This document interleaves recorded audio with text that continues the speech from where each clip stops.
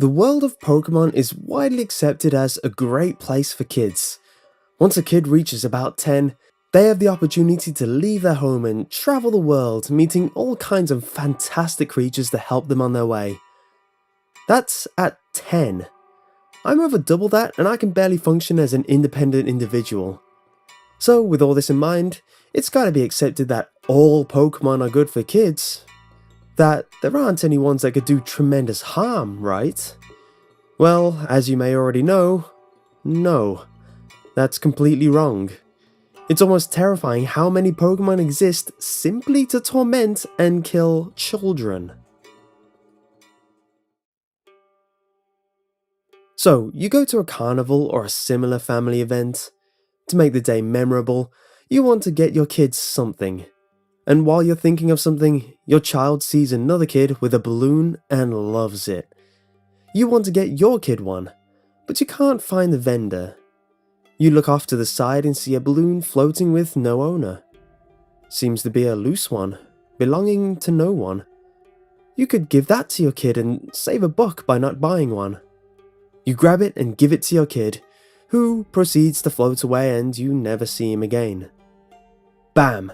That's basically what Drifloon is. Drifloon is the balloon Pokémon, and its Pokédex entry says this. It is whispered that any child who mistakes Drifloon for a balloon and holds onto it could wind up missing. If you think balloons are the only harmless things to be scared of in the Pokémon universe, you must be new here. So, you're 10 years old, you've journeyed through hot and cold to forward your travels and experience the world of Pokémon. You also hope to one day see your dad, who, while you are young, set out on a journey of his own. You find a cave to hide in from the harsh weather outside, and you think of him. The cave is cold and damp, but you'll make it through the night.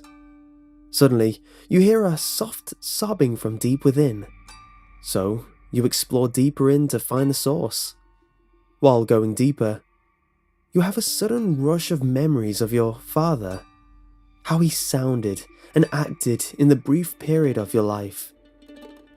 As you get closer, you have no doubt. It's him. You're ready to be reunited. A face turns in the dark, barely illuminated. It's his face. But the rest of him sends chills down your spine, and you pass out. Well done, you've just found a Yamask. According to the Pokédex, each of them carries a mask that used to be its face when it was human. Sometimes they look at it and cry. This Pokémon seems to be built from the memories of the deceased and carry their own face as a reminder of their past selves. It's also said in the Pokédex that they carry memories of their past lives. They must live terrible, regretful lives on the planet, wandering with no hope, and kids can find these, like, straight up, you could be walking down a road and boom, human face mourning its own life. It doesn't get any better when it evolves either. Carphagus is basically a living sarcophagus that consumes those who get close and turns them into mummies. You could sit there and think of cartoon mummies wrapped in bandages and groan, but do you not remember learning about them in school? With a hook put through the nose to pull out your brains, and how all organs had to be removed for the mummification to begin?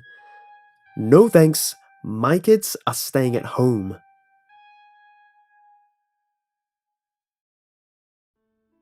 So, you become an overprotective parent.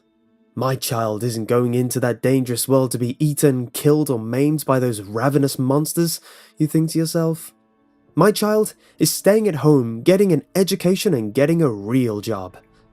Your kid comes up to you and tells you their nose was itchy when they woke up, but you just brush it off and send them back to bed. In the morning, they tell you they had a wonderful dream, but they can't remember it. You laugh it off and tell them that's normal and carry on like nothing's happened. If you see these signs, your kid is being fed upon by a drowsy. According to the Dex, if you think you had a good dream but can't remember it, a drowsy has probably eaten it.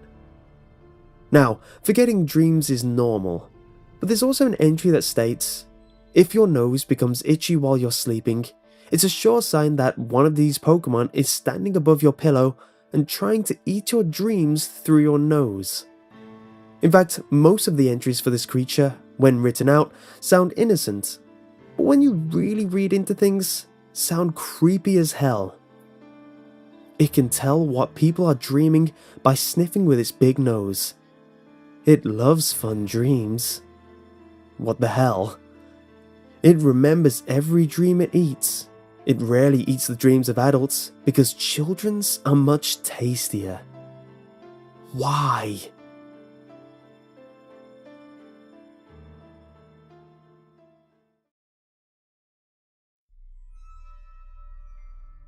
So, your child had trouble sleeping after that incident, so you buy him a toy. Something for him to look after since you're trying to keep him away from Pokemon. I mean, that's the safest thing to do, right? A question you ask yourself on a regular basis. He starts growing up and it's not long before he simply discards a doll after giving it the worst treatment imaginable. Boys will be boys, you tell yourself. The night ends like any other. When you're just about to reach the land of Nod, you hear an ear-piercing scream. You run over to your son's room to find him shaking, scared. On top of him is a doll with red eyes, a strange energy leaving its mouth composed by a golden zip. The mist envelops your son, and he drops, unmoving. The doll slips through the window before you can get to it, and all you can do is hold your son's cold body. What you just saw was a Bannet. The Pokemon entries of this creature starts rather cryptic, saying how they give curses through energy that escapes their mouths. The early entries also state that they are born from discarded dolls and return through feelings of strong hatred, but it never states who the hatred is for. It's rather vague. Things are cleared up in the Pokemon Black and White entry that states, a doll that became a Pokemon over its grudge of being thrown away. It seeks the child who disowned it. Children really aren't safe in this world.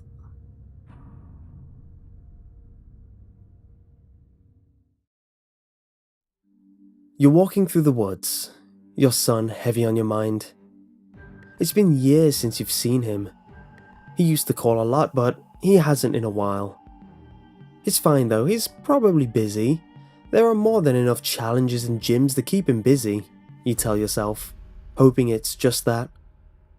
You forage deep, but still stick to the path, when you notice a distant crying. You stray away deeper into the woods to find the source.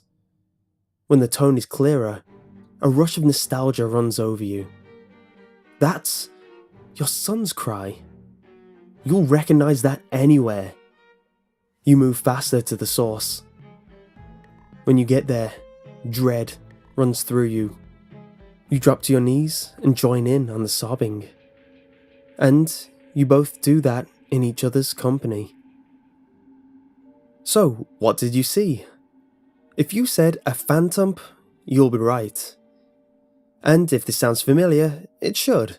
It's very similar to the Yamask story I just told, but this one's seemingly for kids. Phantom's Pokédex entry says, according to old tales, these Pokemon are stumps, possessed by the spirits of children who died while lost in the forest. And also says, these Pokemon are created when spirits possessed rotten tree stumps. It seems if the spirit of a deceased child doesn't move on, they have a chance of inhabiting a hollow, wooden form. Anyway, I hope you enjoyed this week's video. It was fun trying to mix storytelling and a list together, so leave a like and let me know in the comments what you thought so I know if I should do this again.